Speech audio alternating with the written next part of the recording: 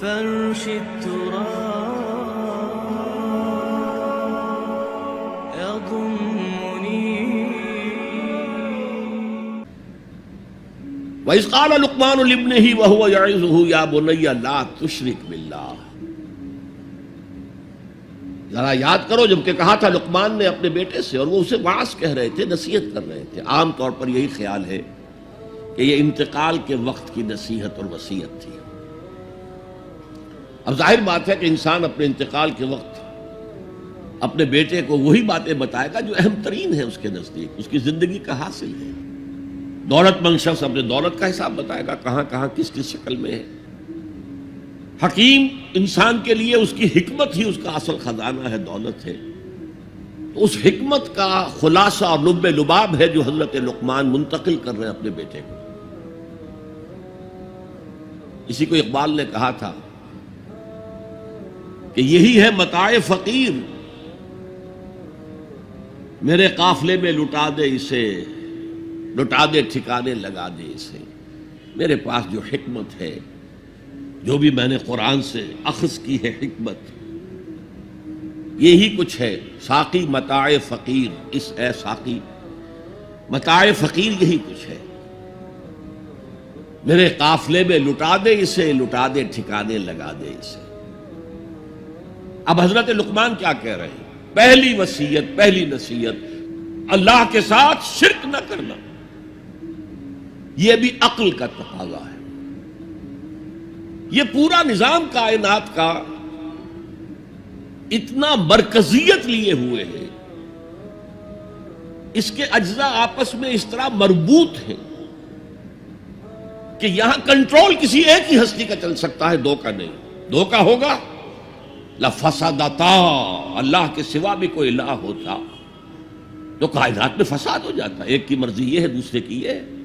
قرآن میں یہ بھی آیا ہے کہ پھر ہر جو الہ، ہر خالق اپنی شے لے کے علیحدہ ہو جائے گا.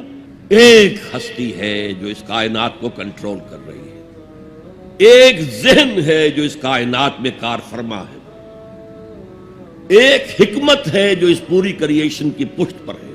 ایک قل هو اللہ احد. اب اس کے بعد پھر حضرت لقمان کی نصیحت. یا بنی انہا ان تک مثقال حبۃ من خردل. اے میرے بچے، انہا اس میں عمل کا معاملہ ہے. عمل سیئہ ہو یا حسنہ ہو، ہا کی ضمیر مؤنث آئی ہے. انہا نیکی ہو یا بدی ہو. انہا ان تکو مثقال حبۃ من خردل، اگر وہ رائی کے دانے کے ہم وزن بھی ہو، پھر وہ نیکی یا بدی. فتکن فی صخرۃ، کسی چٹان کے پیٹ میں گھس کر کیا گیا ہو، او فی السماوات، یا فضاؤں میں کیا گیا ہو، خلاؤں میں کیا گیا ہو، او فی الارض، یا زمین کے پیٹ میں کیا گیا ہو. یات بہ اللہ، اللہ اسے لے آئے گا. کائے کے لیے لے آئے گا؟ جزا و سزا کے لیے لے آئے گا. انسانی اعمال میرے بیٹے یہ جان لو ضائع ہونے والی چیزیں نہیں ہیں. ان کے بدلے نکلیں گے، ان کے نتائج نکلیں گے، ان کے بدلے مل کر رہیں گے. چھوٹی سی چھوٹی چیز بھی، رائی کے دانے کے ہم وزن بھی ہو. مثقال ثقل سے بنا ہے، ثقل کہتے ہیں بوجھ کو. تو اگر وہ رائی کے دانے کے ہم وزن بھی ہوگا تو کہیں نہیں چھپے گا. اسی لیے آیا تھا فَمَنْ يَعْمَلْ مِثْقَالَ ذَرَّةٍ خَيْرًا يَرَهُ وَمَنْ يَعْمَلْ مِثْقَالَ ذَرَّةٍ شَرًّا يَرَهُ. کسی نے اگر ذرے کے ہم وزن نیکی کی ہوگی وہ بھی اپنے سامنے پائے گا، اور ذرے کے ہم وزن کوئی بدی کی ہوگی وہ بھی سامنے پائے گا. ان اللہ لطیف خبیر، یقیناً اللہ تعالی لطیف ہے، باریک بین ہے، اور خبیر ہے، باخبر ہے، ہر شے سے باخبر ہے. لا یخفی علیہ شیء فی الارض ولا فی السماء، کوئی شے اس پر مخفی نہیں ہے، نہ زمین کی نہ آسمانوں کی. تیسری نصیحت، یا بنی اقم الصلاۃ وامر بالمعروف وانہی عن المنکر واصبر علی ما اصابک. اے میرے بچے، نماز قائم رکھ، اب نماز سے مراد کون سی نماز ہے؟ آپ اس سے اپنی نماز نہ سمجھیے. ہم سے پہلے بنی اسرائیل کے اندر کچھ اور نماز کی شکل تھی، ہمیں کچھ اور نماز کی شکل دی گئی ہے، ہمیں نماز کے اوقات اور دیے گئے، ان کے کچھ اور تھے. لیکن کیا شے مشترک ہے؟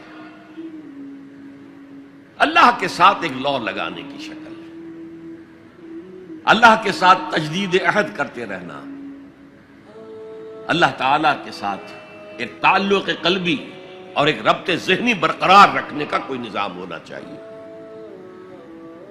وہ ستون مانو اسے، الصلاۃ عماد الدین. تو نماز قائم رکھ، میں نے ترجمہ رکھ کیا ہے، کر نہیں.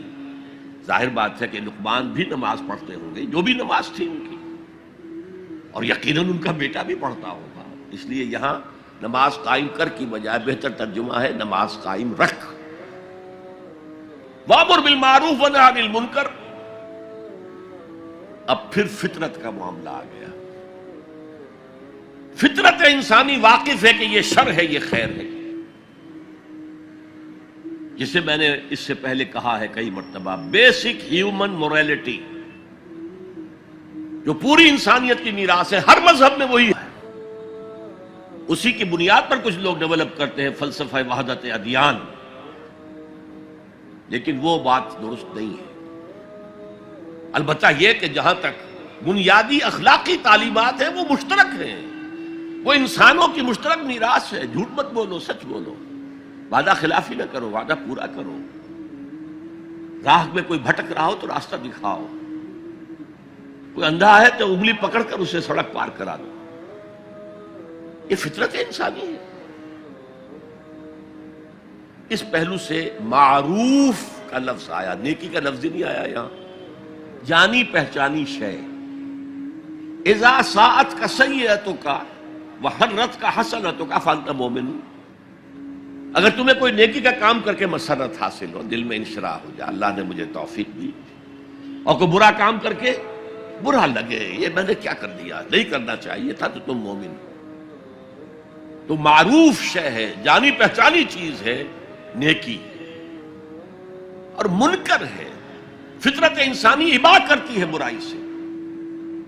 یہ علیحدہ بات ہے کہ انسان جو ہے اپنی فطرت کے خلاف چلتا ہے، اپنے مفادات کو دیکھتا ہے، دنیا پرستی میں غرق ہو گیا ہے کہ اندر سے اس کا ضمیر کانشنس اسے ملامت کرتا ہے، تم غلط کام کر رہے. پھر آیا بر میں ہم دیکھ سکے وہ اپنے آپ کو سیٹسفائی کرنے کے لیے کہتا ہے میں فلاں فلاں نیکی کا کام بھی تو کر رہا ہوں، تو اتنا مضطرب کیوں ہے؟ یہ سارا معاملہ معروف منکر. یا بنی اقم الصلاۃ وامر بالمعروف وانہی عن المنکر. اے میرے بچے نماز قائم رکھیو. انتقال کے وقت کی یہ وصیت ہے، اور نیکی کا حکم دیتا رہیے، معروف شے کا پرچار کریے. یہ وہی مضمون آ گیا سورۃ العصر کا، والعصر ان الانسان لفی خسر الا الذین آمنوا وعملوا الصالحات وتواصوا بالحق وتواصوا بالصبر. یا بنی اقم الصلاۃ، یہ عمل صالح. شرک سے بچ گئے، یہ ایمان ہے، توحید ہے. وامر بالمعروف ونہی عن المنکر، حکم دے نیکی کا، بھلائی کا، معروف کا، اور روک منع کر منکر سے، جس سے ابا کرتی ہے انسان کی فطرت، جس میں وہ جانتی ہے کہ یہ کام اچھا نہیں. وَاصْبِرْ عَلَىٰ مَا أَصَابَكَ، وہ صبر بھی آ گیا، وَتَوَاصَوْا بِالصَّبْرِ، اور پھر جو بیتے اس پر صبر کیجو. اس لیے کہ امر بالمعروف اور نہی عن المنکر بڑا کڑوا فعل ہے. یہ خاص طور پر نہی عن المنکر کسی کو اچھا نہیں لگتا، ریزنٹمنٹ ہوتی ہے.